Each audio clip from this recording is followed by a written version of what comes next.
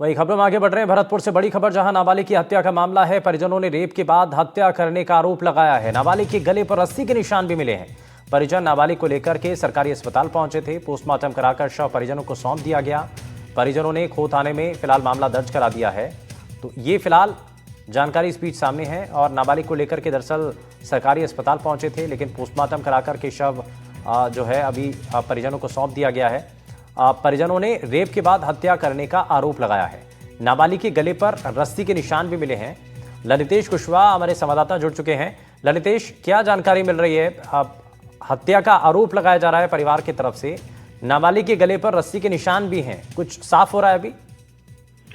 बिल्कुल, देखिए शुभेंदु, जो पुलिस अधीक्षक है राजेश मीणा, उनका स्पष्ट कहना है कि पुलिस हर एंगल से जांच कर रही है, क्योंकि जो नाबालिग है उसका शव का पोस्टमार्टम करा करके परिजनों को सौंप दिया है, उसका अंतिम संस्कार किया गया है। खासतौर पर देखा जा रहा है जो परिजन थे उसको लेकर के सरकारी अस्पताल पहुंचे थे, उसके बाद में चिकित्सकों ने मृत घोषित कर दिया और उसके शव का पोस्टमार्टम कराया गया। परिजनों की तरफ से जो खो थाने में मामला दर्ज कराया गया है उसमें स्पष्ट कहा गया है कि इसका पहले रेप किया गया, उसके बाद में इसकी हत्या की गई है। एएसपी हैं अखिलेश कुमार, उनका भी यही कहना है कि अभी हालांकि पुलिस है वो जांच कर रही है, हर एंगल तक जांच कर रही है, और जो अधिकारी हैं, चाहे एसपी की बात की जाए, सीओ की बात की जाए, एडिशनल एसपी की बात की जाए, वो लगातार इस मामले को लेकर के गंभीर नजर आ रहे हैं और लगातार फील्ड में उतरे हुए हैं। उनका कहना है कि जल्द ही मामले का खुलासा कर दिया जाएगा। जी, रेप के बाद हत्या का तो आरोप है, लेकिन किसी के ऊपर शक भी है क्या परिवार के लोगों को? देखिए, अभी इस मामले की अगर बात की जाए, पुलिस है वो पूरी तरह से बता नहीं पा रही है, परिजन है वो भी खुल के नहीं बता पा रहे हैं। परिजनों का यही कहना है कि जो एफआईआर में जो अभी परिजनों ने किसी भी व्यक्ति का नाम नहीं दिया है, अज्ञात लोगों के आधार पर ही उन्होंने मामला दर्ज कराया है। हालांकि पुलिस है, उनका स्पष्ट कहना है कि जल्द ही मामले का खुलासा किया जाएगा। ठीक है, बहुत शुक्रिया ललितेश इस पर जानकारी देने के लिए। तो फिलहाल नाबालिग के गले पर रस्सी के निशान भी हैं और पुलिस के लिए अभी तक अनसुलझी गुत्थी बनी हुई है। लेकिन धौलपुर से खबर है, जहां गुरुवार देर शाम को जिले में मौसम का अचानक से मिजाज बदल गया। तेज हवा के साथ शुरू हुए तूफान ने भारी तबाही मचाई है और तूफान के साथ बारिश का कहर भी किसानों के अरमानों पर टूट करके गिरा है। और साथ ही पकाव के अंतिम पड़ाव पर पहुंच चुकी रबी फसल में किसान भारी नुकसान की संभावना जता रहे हैं। गुरुवार सुबह से ही मौसम के मिजाज में उथल पुथल देखा गया, बदलाव देखा गया। कभी आसमान में बरसाती बादल बन रहे थे तो कभी तेज धूप लोगों के पसीने छुड़ा रही थी। और देर शाम को मौसम अचानक से बदलता है, तेज हवा आंधी और तूफान के रूप में बदल गई। इसके बाद मूसलाधार बारिश का दौर शुरू हो गया। करीब पौने 1 घंटे तक बारिश और तूफान का असर धौलपुर और सेपऊ उपखंड इलाके में सबसे ज्यादा देखा गया है। तो तूफान और बारिश ने जमकर के तबाही मचाई है, काफ़ी नुकसान पहुंचा है इससे। और नीरज शर्मा हमारे संवाददाता जुड़ चुके हैं ज़्यादा जानकारी के साथ। नीरज, बदलते मौसम की वजह से बड़ा नुकसान होने की संभावना भी किसान जता रहे हैं, क्या इससे जुड़ी जानकारी है अभी? आपको बता दूं, जो रबी की फसल है, सरसों, गेहूं, चना, मटर और जो रबी की अन्य ये सब्जियों की फसलें नकदी होती है, तो अचानक, हालांकि आज गुरुवार सुबह से ही मौसम के मिजाज में उथल पुथल देखी जा रही थी। कभी आसमान में बरसाती बादल बन रहे थे तो कभी तेज धूप का असर देखा जा रहा था, लेकिन शाम को अचानक मौसम का मिजाज करवट बदल गया। तेज हवा के साथ आंधी और आंधी के बाद तूफान, फिर इसके बाद मूसलाधार बारिश हुई है। तो करीब पौन घंटे तक तेज बारिश और तूफान का असर देखा गया है। तो इससे जो कह सकते हैं कि जो फसल है, रबी की फसल है, अंतिम मुकाम था, फसल का पकाव की स्थिति पर पहुंच चुकी थी। और जो सरसों की फसल है, अधिकांश काश्तकार खेतों में काट चुके हैं और खेतों में पड़ी हुई है। तो सरसों, गेहूं, आलू, चना, मटर, ये रबी की फसलें हैं। तो इन फसलों में कह सकते हैं किसान फिलहाल भारी नुकसान की संभावना बता रहे हैं। किसानों को नुकसान होने की संभावना, इसी को लेकर के वो आशंका भी जता रहे हैं। बहुत शुक्रिया नीरज शर्मा इस पर जानकारी देने के लिए। वहीं जयपुर में भी गुरुवार देर शाम मौसम ने एकाएक करवट ली और ओलावृष्टि और तेज हवाओं के साथ बारिश शुरू हो गई, जिसके चलते 450 साल पुराना भारी भरकम पेड़ बिजली के तारों पर गिर गया और 1100 केवी विद्युत लाइन टूट गई। गनीमत रही कि आसपास कोई भी मौजूद नहीं था, जिस कारण हादसा टल गया।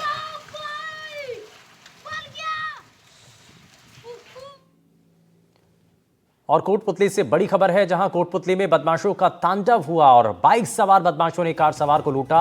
चालक पर हमला कर 4 लाख रुपए लूट लिए। गाड़ी रुकवा करके लूट की घटना को अंजाम दिया। पीड़ित ने नीमराणा थाने में एफआईआर दर्ज कराई है और ये कोटपुतली से बड़ी खबर है।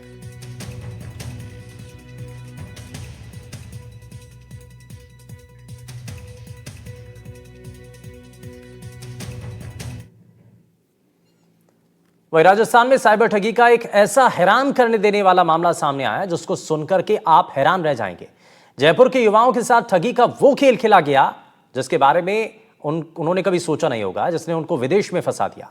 जंगल के साइबर पार्क में फंसे लोगों की क्या है कहानी, कैसे कुछ लोगों ने बनाया साइबर ठगी का जाल, कैसे बनाया युवाओं को साइबर गुलाम, इस रिपोर्ट में आप देखिए।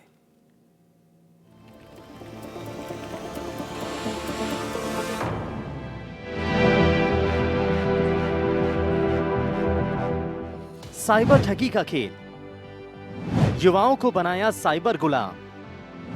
जंगल में था ठिकाना, बनाया बंधक। इंटरपोल की मदद से जयपुर टू म्यांमार। 87 लाख का फ्रॉड, लाखों का इंसेंटिव।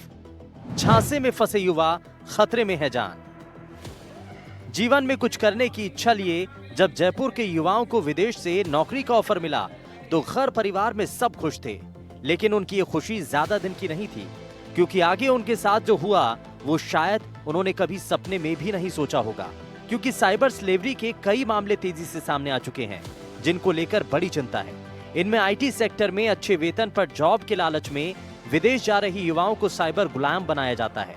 और ये खुलासा किसी और ने नहीं बल्कि जयपुर लाए गए 24 युवाओं ने किया जो खुद इस जाल में फंसे थे।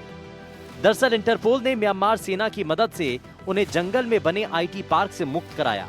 यहाँ उन्हें साइबर ठगी की ट्रेनिंग दी जाती थी। फिर 87 लाख की ठगी पर 7 लाख रुपए इंसेंटिव का एग्रीमेंट करते थे। 7 लाख में से 20% काटकर 1 साल बाद देने का वादा होता था। इंटरपोल ने राजस्थान के 31 लोगों को म्यांमार सेना की मदद से म्यांमार से मुक्त कराया है। इन सभी 31 लोगों को म्यांमार में साइबर गुलाम बनाकर रखा गया था। दरअसल इन सभी को आईटी जॉब का ऑफर देकर के म्यांमार लाया गया था और इन सब को वहां ट्रैप किया गया। इस ट्रैप के पीछे गुजरात का एक युवक शामिल था जिसने इन सभी को नौकरी का झांसा दिया और म्यांमार बुलाया। इनको आईटी जॉब की नौकरी का आईटी की जॉब का ऑफर दिया गया था। ये आईटी की जॉब की तलाश में वहां पर पहुंचे थे और वहां पर आईटी पार्क भी था, लेकिन उस आईटी पार्क की आड़ में सिर्फ गैर कानूनी गतिविधियां होती थी। जब ये सभी वहां पर पहुंचे तो इनको ठगी करने की, साइबर ठगी करने की ट्रेनिंग दी गई और इनको कहा गया कि 1 महीने के अंदर 85 लाख रुपए की साइबर ठगी करनी है। जो भी इस टारगेट को पूरा नहीं करता था उसके साथ क्रूर व्यवहार होता था, मारपीट की जाती थी, जहां तक कि कई दिनों तक खाना भी नहीं दिया जाता था। यह सब वहां से वापस लौटे लोगों ने पुलिस को और बाकी अधिकारियों को पूरी बात अपनी बताई है। इनमें ज्यादातर लोग जोधपुर के हैं, शेखावाटी इलाके के हैं, जयपुर के भी लोग शामिल हैं। ये सभी विदेश में नौकरी के ऑफर के झांसे में आकर के वहां पर गए थे, लेकिन वहां जाने के बाद ये साइबर क्राइम की गतिविधियों में लिप्त हो गए। आईटी सेक्टर के युवाओं को बनाया गुलाम, अच्छे वेतन के लालच में फंसाया। जयपुर लाए गए 24 युवाओं ने किया खुलासा। इंटरपोल ने म्यांमार सेना की मदद से मुक्त कराया। जंगल में बने आईटी पार्क से कराया मुक्त। यहाँ उन्हें साइबर ठगी की ट्रेनिंग दी जाती थी। पहला झांसा 75,000 रुपए महीना वेतन का था। फिर बंधक बनाकर जो चाहते वो करवाते। शाकाहारी को भी मांस परोसा जाता था। जयपुर लौटे 24 युवा उन 540 युवाओं में शामिल हैं।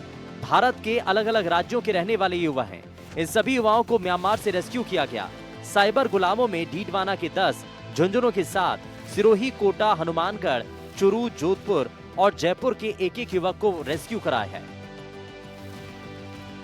एक्चुअली क्या है कि फॉरेन में जॉब करना ड्रीम जॉब होती है काफ़ी सारे लोगों की, और कॉर्पोरेट्स में भी काफ़ी सारे लोग जॉब कर रहे होते हैं। वो भी ये सोचते हैं कि कभी ना कभी हम फॉरेन जाएंगे, क्योंकि वहाँ पे पे स्केल हाई होता है, सैलरीज अच्छी मिलती हैं, सेविंग्स ज़्यादा हो जाती हैं।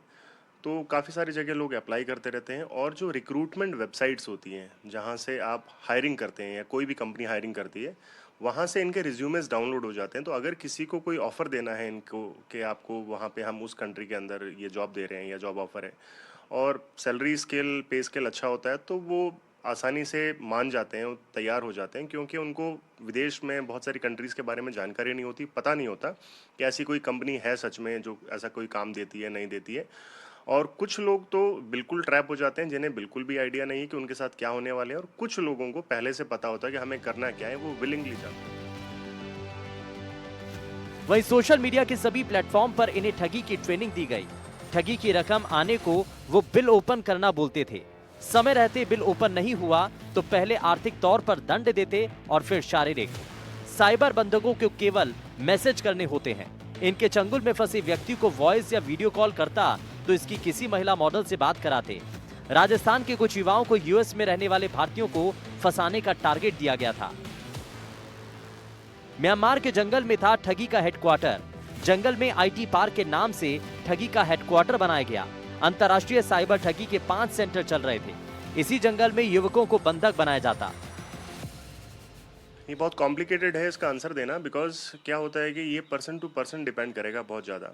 क्योंकि जब इन लोगों ने फ्रॉड करना वहाँ पे शुरू कर दिया और उन्हें फार्मूला समझ में आ गया कि क्या बात करने से कोई सामने वाला व्यक्ति कन्विंस होता है, वो पैसे देने के लिए तैयार हो जाएगा, या उनको कोई इन्वेस्टमेंट की स्कीम समझाओ, या उनको कोई भी लालच दो जिससे वो तैयार हो जाता है। जब ये फार्मूला समझ में आ जाता है और पता चल जाता है कि अच्छा ठीक है, इतने दिनों में हम इतने पैसों, इतने लोगों से इतने लाखों की या करोड़ों की ठगी कर सकते हैं। अब हर एक की परिस्थिति अलग अलग है। किसी का कुछ सपने हैं, किसी को महंगी कार लेनी है, किसी को बंगला लेना है। तो अगर कोई ये समझता है कि हाँ ठीक है, क्या होगा, ज़्यादा से ज़्यादा 2-4 साल की सज़ा हो जाएगी, जिसके अंदर से पुलिस का डर निकल गया और जो सोचेगा कि कुछ नहीं, मैं मैनेज कर लूँगा और मुझे मेरे ड्रीम्स पूरे करने हैं, वो हो सकता है कि इस रास्ते चल पड़े। बट ऐसे लोग हैं जो सच में ट्रैप हो गए, जिन्हें पुलिस का भी डर है, जो अच्छे घर से हैं, जो अपनी एक अच्छी लाइफस्टाइल जीना चाहते हैं और अपना करियर बनाना चाहते हैं और अपनी फैमिली को लेके उन्हें कंसर्न है, वो लोग डेफिनेटली ये काम नहीं करेंगे। इसके साथ साथ एक्चुअली क्या है कि पुलिस को कुछ टाइम तक इन पे नज़र रखना भी ज़रूरी है। उनके अकाउंट्स जो हैं वो मॉनिटर करें, उनकी एक्टिविटीज़, उनका लाइफस्टाइल में कोई बदलाव आया है अचानक से, अगले कुछ महीने तक अगर ये मॉनिटरिंग करें तो ज़्यादा अच्छा है, उससे ज़्यादा क्लैरिटी आ पाएगी।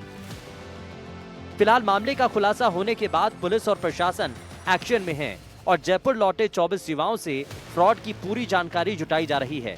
वहीं केंद्रीय एजेंसियों और राजस्थान पुलिस ने इन युवाओं को सख्त हिदायत भी दी है कि अब ठगी आगे छोड़नी होगी। लेकिन सवाल ये कि कहीं आगे तो युवा इस साइबर फ्रॉड के माया जाल में नहीं फंसे, इसके लिए कैसे उनको जागरूक किया जाए। जयपुर पुलिस ने और राजस्थान पुलिस ने अब इन सब से अपील की है कि जो ट्रेनिंग इनको दी गई थी वहां पर, उसको भूलकर नया जीवन शुरू करें।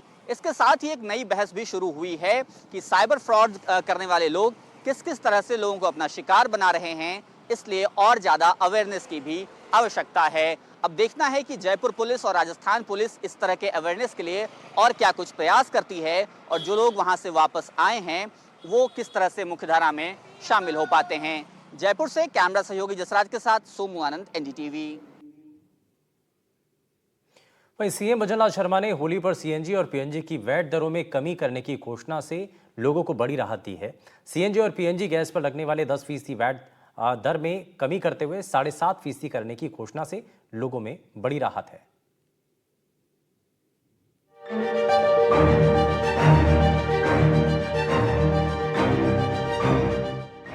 होली पर सरकार का तोहफा, लोगों के लिए खुशखबरी। सीएनजी पीएनजी पर हटाया वैट, ₹2.12 सस्ती मिलेगी गैस।